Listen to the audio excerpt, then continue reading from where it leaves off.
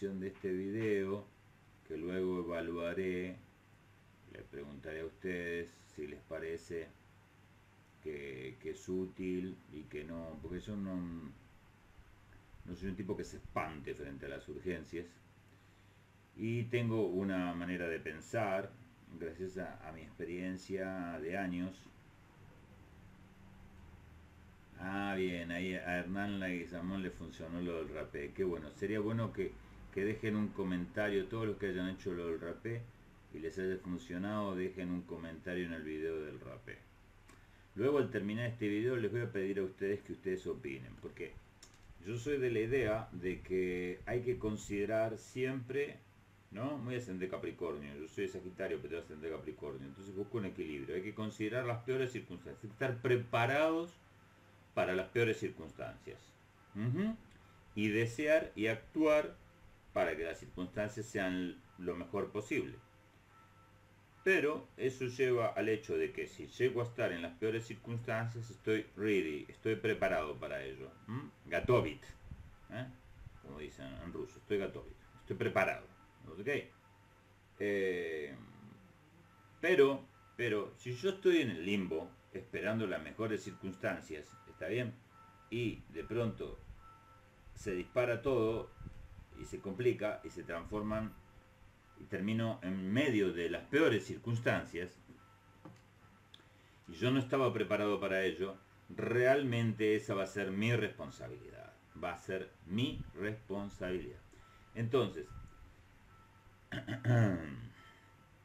tenemos que observar cuál es nuestra tendencia, ¿no? Si somos fatalistas, bueno, no nos llenemos de amargura y de temores, sino que actuemos.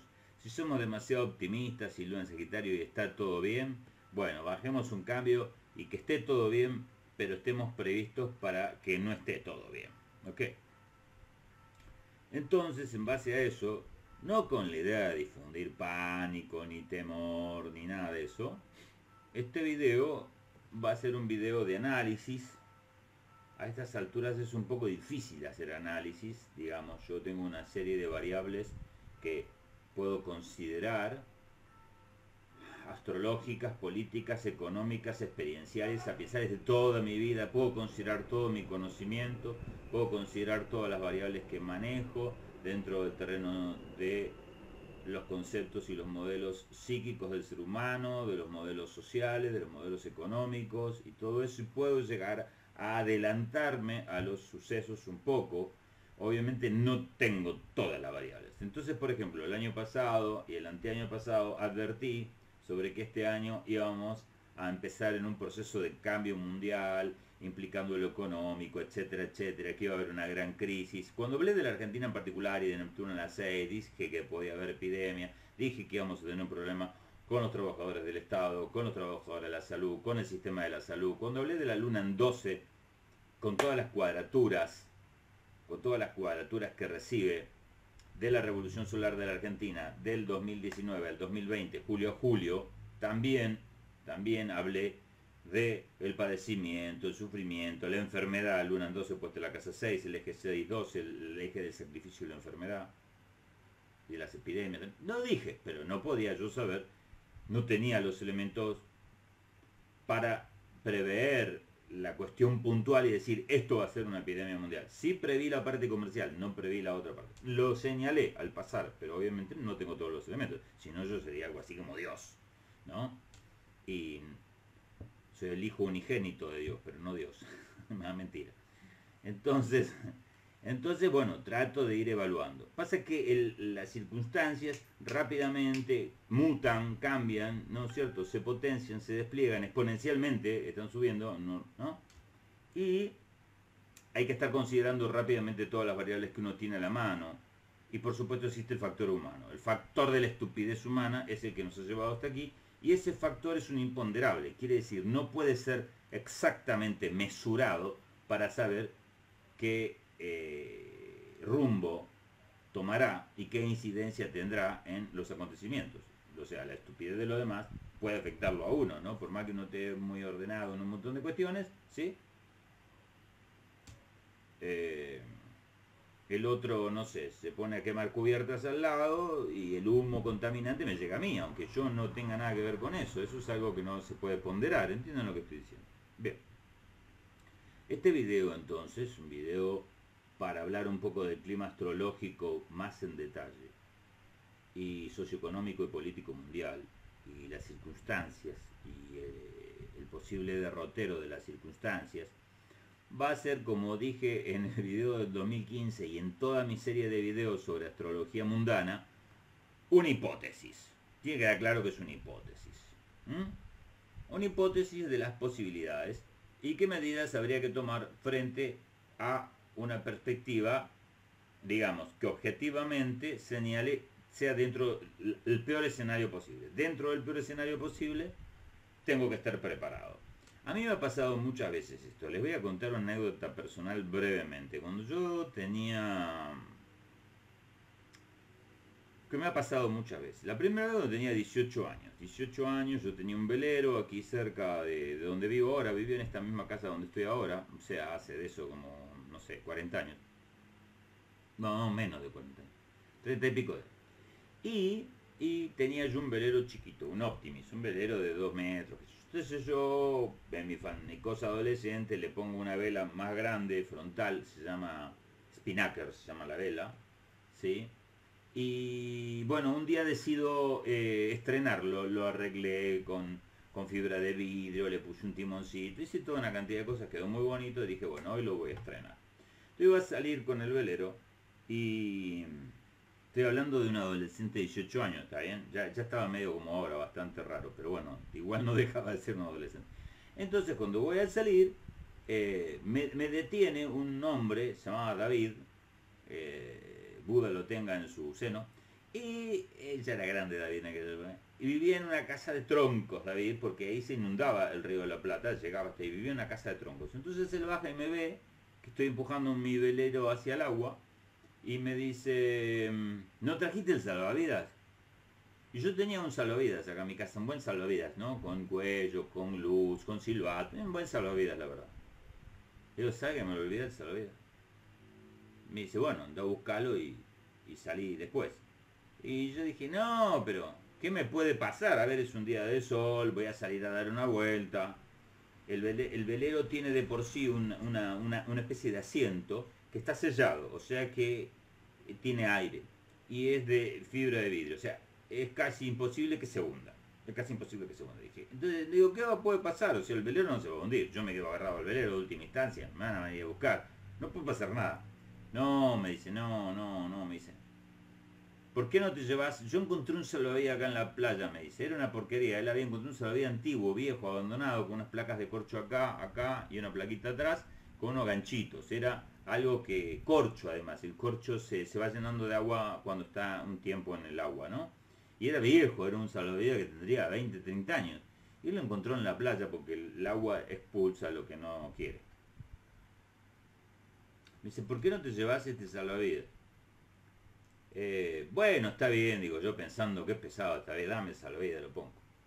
Me dice David, ¿pero estás seguro que querés salir ahora? Le digo, pero a ver, David, no hay centro de baja presión sobre el Río de la Plata. Yo estudiaba meteorología porque estaba en la carrera, ya estaba en la carrera de Marina Mercante, ¿no? Estaba avanzado en el estudio de Marina Mercante, entonces ya tenía la materia de meteorología, ya sabía sobre navegación, o sea, ya tenía mi experiencia, digamos, ¿no? Pero no, el clima está bárbaro, es soleado, no va a pasar nada, le digo. El clima está bueno. No, me dice él. Mirá cómo vienen los palos en la corriente, las maderas, alguna maderita, un palito que viene en la corriente, una avenida media paradita así en la. Me dice eso, ¿no? Y mira así, no sé, las hormigas. Le estoy diciendo algo que a mí me parecía absolutamente rebuscado y arrancado de los pelos. Se mira como las hormigas en tal cosa. ¿Qué sé yo? Un delirio para mí. Las cucarachas se ponen de pan, se mueven la patita. Una pavada total. Para mí. Me dice, ese es indicio de mal tiempo, me dice. Puede que sople viento fuerte. Digo, no, David, si no hay diferencia de gradiente en centro de alta y baja presión, y en la época del año que estamos, no va a haber sudestada. Le digo, no va a haber sudestada. Sudestadas entran por el Río de la Plata hacia un centro de baja presión que se ubica en la zona de Rosario, de un centro de alta presión proveniente del sur. No era el caso. Digo, no, no me parece que va a pasar. Dice, ¿por qué no te llevas unos remitos que tengo? Unos remitos así cortitos, eran cortitos los remos. Dice, llévate los remos por la duda. Remo, le digo, es un bote a vela. Voy a venir con la vela. Me dice, llévate los remos. Bueno, dame los remos. Viene con un ancla, una cosa así de punta, porque un cachivache el ancla. Atada con cuerditas cortitas que él había encontrado con la presa y había ido atando cuerditas. Un amor, el querido David. Había estado atando cuerditas. Y dice, llévate también el ancla, Fer. Me dice, ¿por qué? Hay que considerar lo peor. El asunto, chicos, es que yo salí con mi velero, salí de la zona de Domingo, navegué hasta la zona del Dock Sur, el doque que le decimos cerca ahí de la boca, roté porque ahí, cuando ya quedo más en el río plenamente, a unos 2 kilómetros, 20, 25 cuadras dentro del río, al no haber toda la cantidad de árboles que protegen un poco, cuando uno está cerca, los árboles están acá y uno está cerca, los árboles protegen. Cuando uno está un poco más distante ya el viento baja de lleno y empiezo a sentir las ráfagas de un viento de tierra, o sea, no sudeste, al revés. No me gustó la situación, estaba muy fuerte el viento y el espinnaker estaba infladísimo. Yo estaba muy contento porque iba con el remo aquí, con el timón debajo del brazo, como tenía dos velas, ¿no es cierto?, la triangular y la espinnaker me había atado una en el pie, otra en el otro pie, la otra la tenía en esta mano, entonces iba muy rápido atrás, parecía que tenía un motor el velero, iba hermoso navegando. Cuando me di cuenta que se estaba poniendo medio tenso, sostener las velas ya no era tan fácil, digamos, y había mucha presión y el velero se inclinaba y yo me inclinaba sobre el lado opuesto para compensar, pero era fuerte. Entonces digo, esto no me está gustando. Mejor pego la vuelta, ¿no? Y aparte en esa época, en Brasil habían abierto las compuertas de Yacyretá, digamos, y había habido una inundación, no sé si ustedes supieron, hubo una inundación muy grande en la zona de Entre Ríos, todo el delta del Paraná se había inundado, habían bajado camalotes. Camalotes eran unas islas así de 2 o 3 metros de unas plantas de hojas muy gruesas así, que traían yarará, traían araña, traía de todo. En los camalotes había de todo. Yo venía medio esquivando los camalotes, ¿no? Porque eran grandes. Digo, se la voy a poner un camalote y voy a quedar trabado en el camalote, se me va a complicar. Entonces pego la vuelta, digamos, y empiezo a volver. Cuando empiezo a volver, resulta que una ráfaga de viento, ya suelto el espinnaker, lo suelto, lo bajo a la vela frontal, porque ya era muy fuerte, ¿no? Al cambiar, cambio la botavara, o sea, la madera esa que tiene la vela, vieron que tiene una vertical y una horizontal. Subo esto, la cambio, me corro del otro lado, agarro el timón de acá y entonces tanta era la presión y se inclina el bote que me rompe la parte donde la botavara se une al mástil, esta parte de acá, donde se une, se rompe, ¿no? Y yo dije, bueno, lo que no podía pasar, resulta que está pasando. Corolario, al abrirme y volver, ¿no es cierto? Yo salgo en este ángulo hacia el Dock Sur, acá está Dominico, y cuando quiero volver, ¿no es cierto? Y eso se hace zigzagueando, está bien, por donde viene el viento, que empezó a cruzarse y a venir de acá, ¿no es cierto? Así este movimiento, viendo. Me abro porque veo que empieza a derivar el bote y me empiezo a alejar, a duplicar la distancia, ¿no? Ya no empiezo a ver muy bien la costa. Digo, ¿qué está pasando? No podía entender qué estaba pasando. Resulta que el quillote que yo tenía puesto tiene una quilla, ¿no es cierto? El velero, que es la que hace de presión, la quilla es la que hace que el velero vaya en línea, porque si no tiene quilla es como una palangana que la sopla el viento y va para cualquier lado. Bueno, resultó que un camalote o algo se me había enredado en el quillote, o sea que estaba derivando, yo estaba derivando. Cuando llego más o menos a la entrada del río, acá del río Dominico, donde yo había salido, ahí bajo del todo la ancla, tiro el ancla bajo la vela y me doy cuenta de que estoy a casi 5 kilómetros, más o menos 4 o 5 kilómetros de distancia de donde había salido. A las 6 de la tarde, en el mes de agosto, en Buenos Aires, es invierno. Y hacía frío. Y me quedaban aproximadamente 45 minutos para que se hiciera de noche. Y no había manera de que yo volviera. ¿Ok? Sin hacerles larga la historia, intenté remar con los remitos y no hubo manera porque eran muy cortos y el velero sobresale mucho y el viento me llevaba. Intenté con el ancla, delirios todos. Y terminé saliendo en la zona de Bernal, me tiré a nadar, digo, no, eso es otro delirio mío, pero bueno. Salí a la 1 de la mañana, 7 horas después, llegué a la playa. Tuve que caminar 3 kilómetros por la playa, cagadísimo de frío, hasta poder llegar a la entrada del río de Domínico, donde había salido. Fueron a buscarme los helicópteros de la prefectura, pasaron, no me vieron obviamente, ¿no?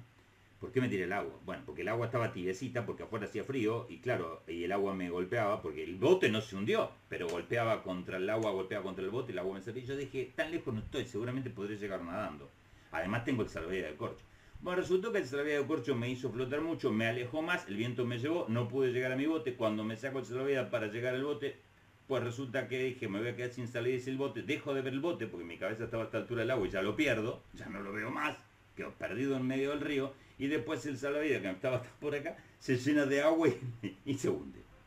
Esa fue la situación. Esa no fue la primera vez que tuve esa situación. Volví a tener una situación similar en el año 83. Tenía Neptuno transitando por mi casa 2 en toda esa época. Ya me había recibido, ya era capitán de un barquito que llevaba 1200 toneladas de acero y que salía de ahí de San Pedro. Resultó que me mandan a ese barco del sindicato, me dicen, anda a traer el barco, tenés que traerlo de San Pedro hasta La Plata, hasta la entrada, tenés que traerlo a La Plata. Y dije, perfecto, no hay problema. Llego al barco y como yo ya había aprendido, dije, bueno, voy a revisarlo.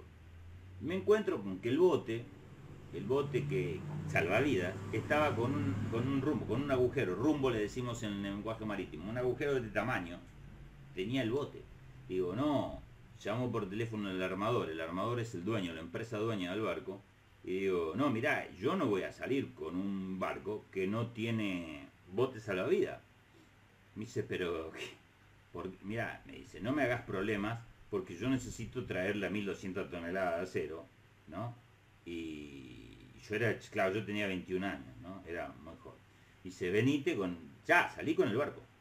Dije, no, yo no voy a salir porque tengo además 4 personas, tiene 5 tripulantes. 5 tripulantes son mi responsabilidad. Yo no voy a salir con este bote que ni siquiera entramos los 5 y encima está agujereado. O sea, no hay manera. No voy a hacer eso. Dice, bueno, yo voy a llamar al sindicato para que te reten, sería, no para que te presionen. Digo, no, va a haber manera. Yo me tomo un micro y me vuelvo, que manden a otro. Yo no voy a salir. Dice, pero ¿cuánta probabilidad de que se hunda un barco? Digo, mira, no me lo creería, pero siempre hay que considerar la peor. Y estar preparado para la peor. Haciendo la corta, el tipo finalmente me trajo un bote.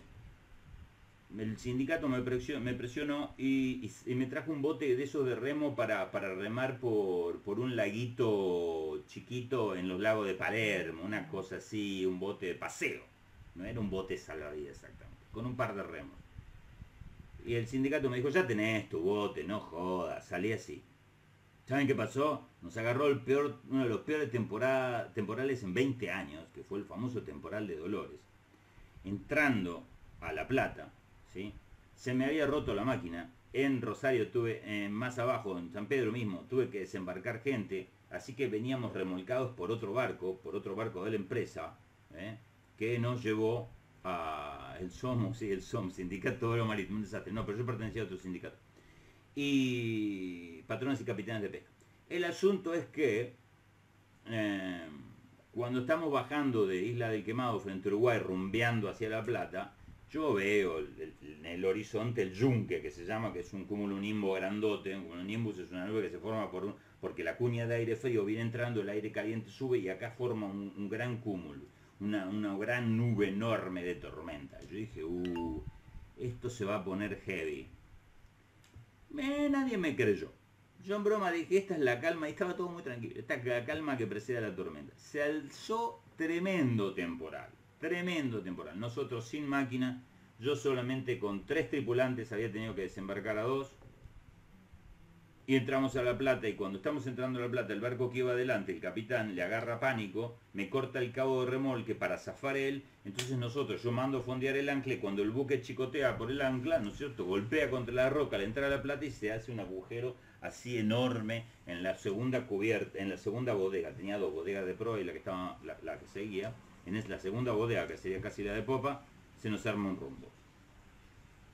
Lo que no se esperaba que pasara, lo que era imposible que pasara, pasó. Así que yo aprendí. Por esa razón, a todos mis amigos del hospital, no sé si está acá Roxana y otra gente del hospital, en el 2013-14 le dije, miren, del 2015 al 2020 se va a pudrir todo mal en la Argentina, va a ganar el sátrapa este, que ya se venía perfilando. Después hice el video, antes de que ganara, dije que iba a ganar. Va a ser todo este desastre. Y después, del 2020, 2019, 20, 21 también va a estar pesado. Así que yo voy a trabajar como animal para poder estar más o menos preparado para la cuestión. Y fue exactamente lo que hice. Y Mariana, que anda por ahí y me va a traer un mate, no me va a dejar mentir de que le ha vuelto loca diciéndole, no, Mari, vos no sabés la que se viene. Mari diciéndome, ya basta, Fer, deja de trabajar como animal. ¿Es verdad, Mari, o no? Ahí lo dijo, es verdad, no sé si escucharon. Y yo decía, vos creés en mí, le digo, porque se va a hacer todo complicado. Así que mejor que estemos preparados, ¿no? Y así fue. Entonces, en este caso, enfrentamos una crisis, que venía yo avisando de ella, la había analizado desde cierta perspectiva y ahora voy a hacer un análisis más profundo, pero además del análisis, le voy a dar a ustedes una serie de consejos para precaverse, no para que se paranoiquen y digan, ¡ay, viene el fin del mundo! Como ese de, ¿cómo se llama? ¿Vieron el de la era de hielo? Sí. Sid de la era de hielo, que es una especie de oso hormiguero. No es un oso hormiguero, es un perezoso, como los que hay en Costa Rica, ¿no? Lo mismo, ¿no? Se viene el fin del mundo. No se viene el fin del mundo. El fin del mundo no, pero el fin del mundo va a ser ahora cuando el meteorito caiga en abril y nos haga mierda todo. No, mentira, no. Así que se lo creen, no. Pero sí, estamos en una crisis. La pregunta es, ¿cuál es la crisis? ¿Cuánto va a durar? ¿En qué consiste? ¿Qué podemos hacer? ¿Qué deberíamos hacer frente a eso? Con la mejor onda, pero estar preparados. ¿Están de acuerdo ustedes conmigo? Sí, ¿sabés la cantidad de relatos de eso que tengo, Marcelo, en la casa? Vos no me creerías. Entonces, tenemos la crisis, ¿no? Yo no busco en Google. Dice, crisis es un cambio negativo, manda Google, ¿no? Una situación complicada. Ese es el diccionario.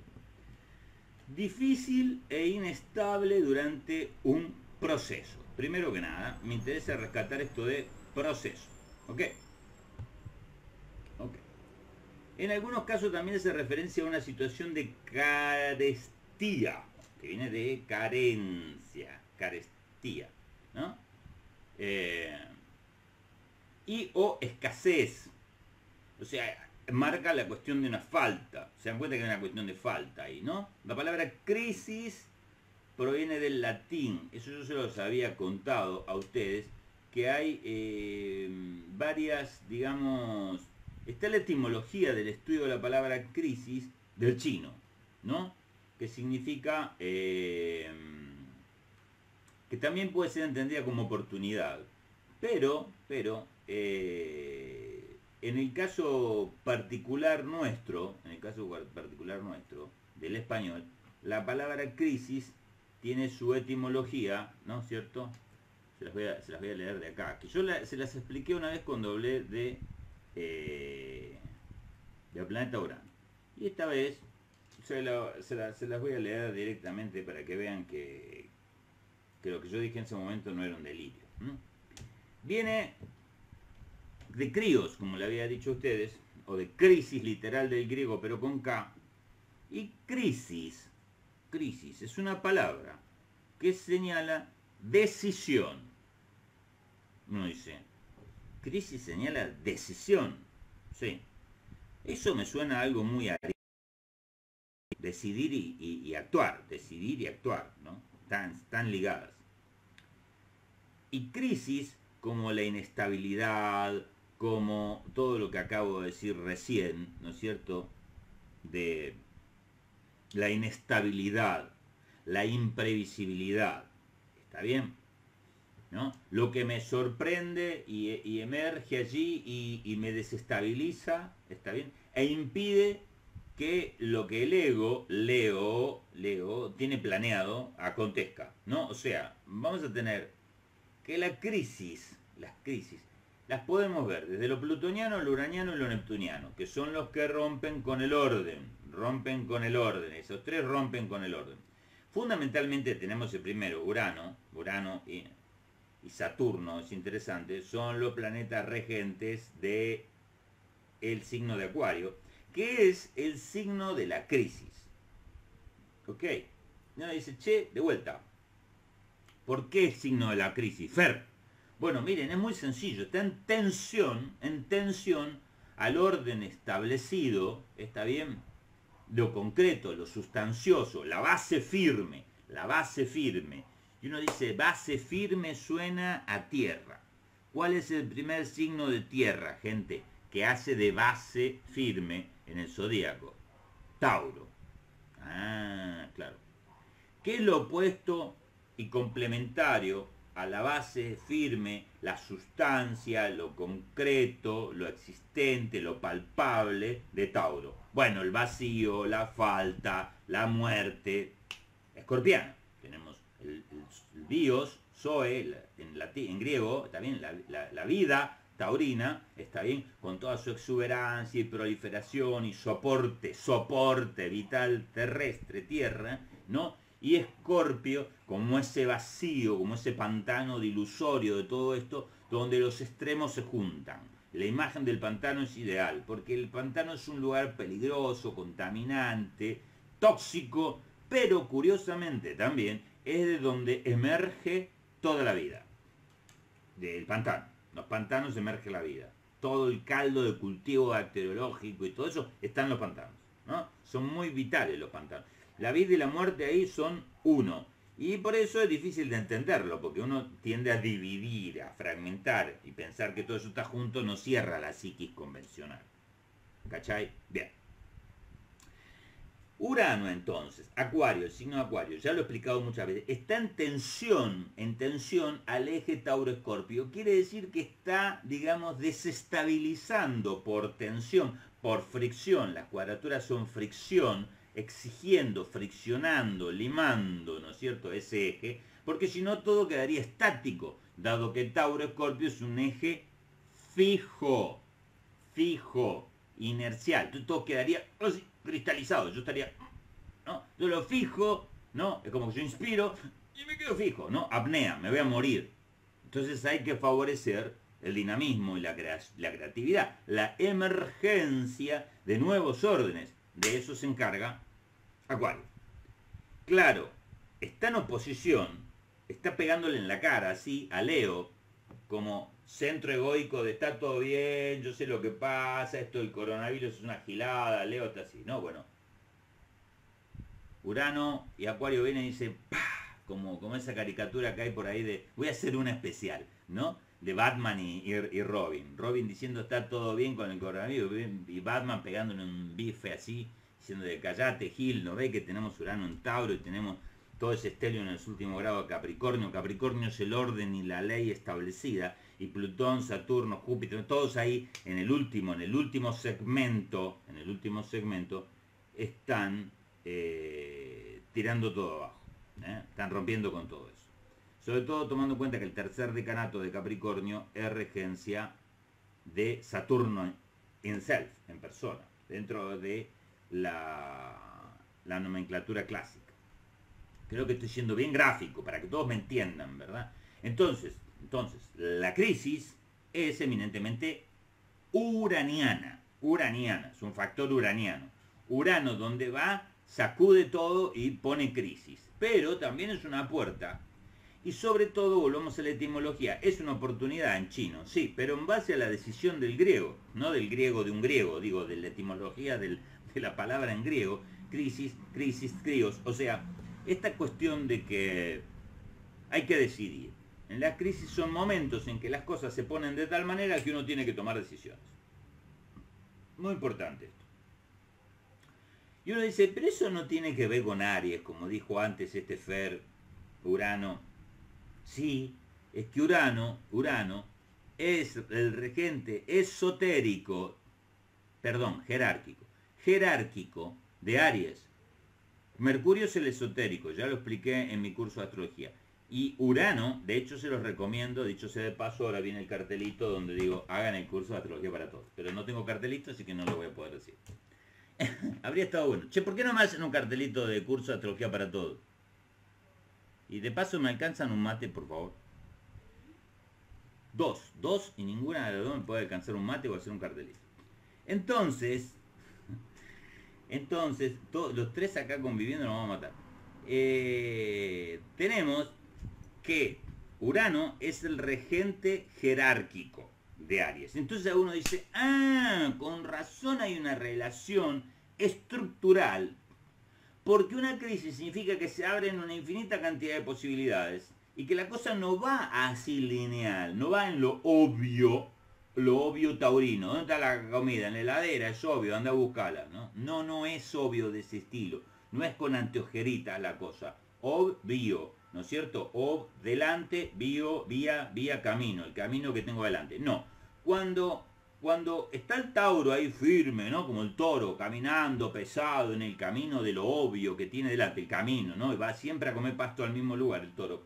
Cuando pasa eso, ¿sí?